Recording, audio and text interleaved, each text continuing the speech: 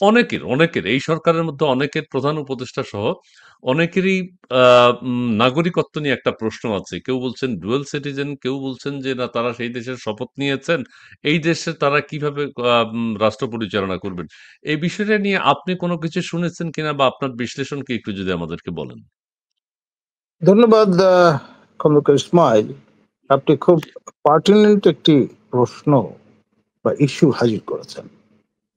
আপনার সম্প্রতি ডক্টর জাহিদ, যিনি একজন পপুলার টক শো শিল্পী, তার আহ, দুটি রিয়াকশন, একদম লাইভ রিয়াকশন আমার নজরে পড়লো।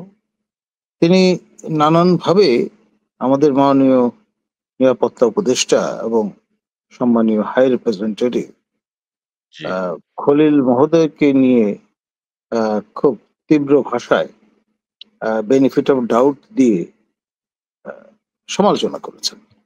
জি, এটি আমার কাছে মনে হয়েছে আনকাইন্ড।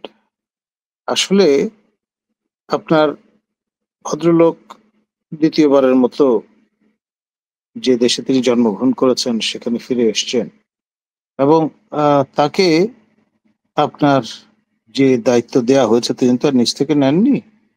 তাকে মাননীয় প্রধান উপদেষ্টা স্বীয় ক্ষমতা বলে প্রথমে হাই রিপ্রেজেন্টেটিভ রোহিঙ্গা বিষয়ক, এবং তার সূত্র ধরে পরে নিরাপত্তা উপদেষ্টা মন্ত্রীর মর্যাদা, এবং সেই সঙ্গে প্রতিরক্ষা মন্ত্রণালয়ের যেহেতু দায়িত্ব মাননীয় প্রধান উপদেষ্টার, তাকে সহায়তা করার দায়িত্ব দেয়া হয়েছে এই নিরিখে। তো এই বিষয়টা নিয়ে তাকে তীব্রভাবে সমালোচনা করেছেন আমাদের বাংলাদেশে বর্তমানে ক্রিয়াশীল সবচেয়ে সক্রিয় বড় রাজনৈতিক দল বাংলাদেশ ন্যাশনালিস্ট পার্টি বা বিএনপির একজন শীর্ষ নেতা, সাবেক জনকীর্তক এবং সাবেক মাননীয় মন্ত্রী সালাউদ্দিন মহোদয়। তিনি একদম ওপেন চ্যালেঞ্জ ছুড়ে দিয়েছেন, এবং এর মুখোমুখি হয়ে আমাদের মাননীয় নিরাপত্তা উপদেষ্টা খলিল মহোদয় তিনি আবার বলেছেন যে তিনি এই দেশের নাগরিক হিসেবে তার যে রাইটস সেটি তিনি এক্সারসাইজ করার অধিকার রাখেন, এবং কারো যদি এই ব্যাপারে সন্দেহ থাকে তারা আদালতের দ্বারস্থ হতে পারেন। এখন বিষয় যেটি আহ, আমাদের ডক্টর জাহিদের দৃষ্টি আকৃষ্ট করেছে সেটি হচ্ছে তার ভাষায় আমাদের খলিল মহোদয়ের এই যে বক্তব্য বা এক্সপ্লেনেশন বা ডিফেন্স, তার মধ্যে নানান মারপ্যাচ আছে। It's not straight jacket thing. তো ফলে তার কাছে মনে হয়েছে জনস্বার্থের বিষয়ে কথা বলা দরকার। তা আমি মনে করি ব্যক্তিগতভাবে যে ভদ্রলোক আপনার সেই নিজের বাড়িঘর ছেড়ে যেই দেশকে তিনি নিজের করে নিয়েছেন সেখান থেকে আহ, ফিরে এসছেন আমাদের মাননীয় প্রধান উপদেষ্টার আহ্বানে সাড়া দিয়ে, এবং না, না স্যার, ঝুঁকি। আপনার কাছে কি মনে হচ্ছে উনি কি মার্কিন যুক্তরাষ্ট্রের সিটিজেন হয়েছেন?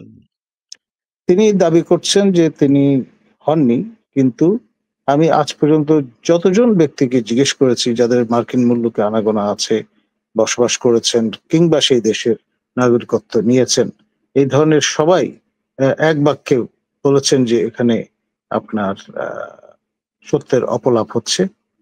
আপনার যেহেতু মার্কিনিরা তাদের প্রাইভেসি সেন্স প্রবল, এবং সে কারণে আইনে কারো ব্যক্তিগত তথ্য পাবলিক করার সুযোগ নেই, বা সেটা সার্টিফাই করে আপনার সরকার বলবে না ফেডারেল গভর্নমেন্ট যে অমুক আমার নাগরিক অমুক নাগরিক নন। শুধুমাত্র যিনি ইনকামবেন্ট তাকেই শুধু জানান দেবেন। তো ফলে এখানে আপনার একটু ফাঁক আছে, এবং সেই ফাঁকটা কাজে লাগিয়ে আপনার এরকম বক্তব্য হাজির করা হচ্ছে। এখন আচ্ছা মূল স্যার, বিষয় এখানে আমি যেটা, আরেকটা কথা বলতে চাই। জি, জি, আরেকটা কথা বলতে ফ্লাইট চাই অফ স্যার। খলিল। একজন একজন যদি অন্য দেশের নাগরিক হয়, তাহলে আরেক দেশের এই যে রাষ্ট্র ক্ষমতা বা গুরুত্বপূর্ণ দায়িত্বে থাকাটা কতটুকু উচিত অনুচিত, এটা আইনে কি আছে একটু বলবেন? আইন তো আসলে পারমিট করে না, অন্তত বাংলাদেশের সংবিধান কোনো অবস্থায় এখানে কোনো রকম মার্সি করবে না বা করছে না। যদি সেটা জাস্টিফাই করতে হয় তাহলে সংবিধান ছুঁড়ে ফেলে দিতে হবে। নতুন করে সংবিধান প্রণয়ন করতে হবে অথবা বিপ্লবের ইশতেহার হাজির করতে হবে। সেই লক্ষ্যেই আমরা আগাচ্ছি। যদিও এটা বুঝতে আরেকটু সময় লাগবে, ততক্ষণে ঘটনা ঘটে যাবে। এখন খলিল মহোদয় প্রতি আমার সহানুভূতি এইখানটায় যে তাকে স্কেপগোট বানানো হচ্ছে, যেটা আমি মনে করি নৈতিকভাবে ঠিক নয়। কারণ যার আহ্বানে তিনি সাড়া দিয়ে এখানে এসছেন, সেই জি। ব্যক্তিটি অর্থাৎ মাননীয় সরকার প্রধান, আমাদের মাননীয় প্রধান উপদেষ্টা, তাকে নিয়েও তো একই প্রশ্ন আছে। তিনি দীর্ঘ ৮ বছর মার্কিন মূল্যকে কাটিয়েছেন এবং মার্কিন নাগরিককে আ বিবাহ করবার কারণে তিনি কিন্তু স্পাউস হিসেবে লেজিটিমেটলি মার্কিন নাগরিকত্ব পাওয়ার সুযোগ পেয়েছেন।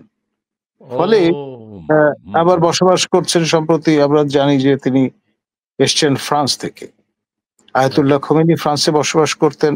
তিনি একবারে ফিরে এসছেন, আর ফিরে যাননি। কিন্তু আমাদের মাননীয় প্রধান উপদেষ্টা বারংবার আমাদের জানান দিয়েছেন যে যদি আমরা ব্যর্থ হই, সফল না হই, তাহলে তিনি তার নিজ কাজে ফিরে যাবেন, নিজ ভুবনে ফিরে যাবেন।